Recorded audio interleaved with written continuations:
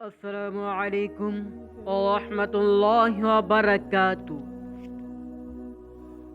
সম্মানিত মুসল্লিনে ইকরাম, আজকে আলোচনা করব বিতরে নামাজ সম্পর্কে বিস্তারিত আলোচনা। তাই ভিডিওটি শেষ পর্যন্ত দেখবেন বলে আশা রাখলাম।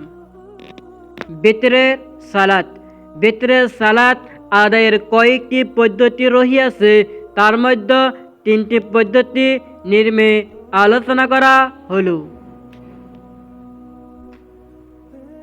প্রথম পদ্ধতি অন্যান্য সালাতের মতো প্রথমে 2 রাকাত পরে সালাম ফিরিয়ে নেবেন, অতঃপর প্রথমভাবে আরেক রাকাত পরে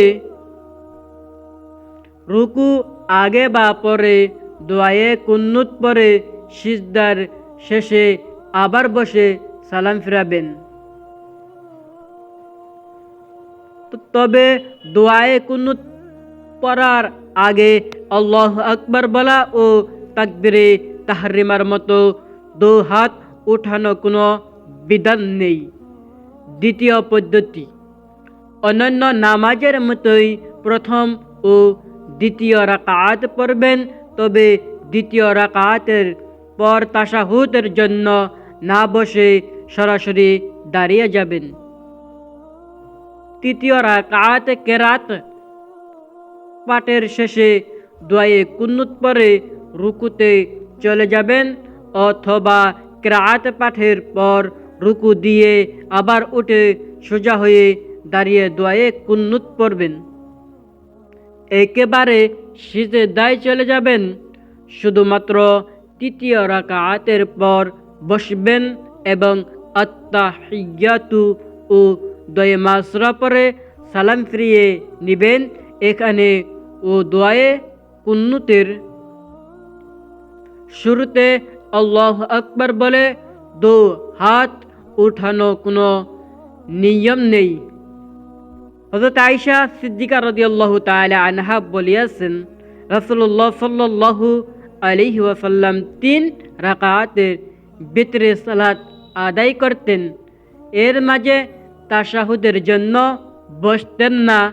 একাধারে 3 রাকাত পরে শেষ রাকাতে বসতেন ও তাশাহুদ পড়তেন। তৃতীয় পদ্ধতি, এই পদ্ধতি আমাদের দেশে প্রচলিত।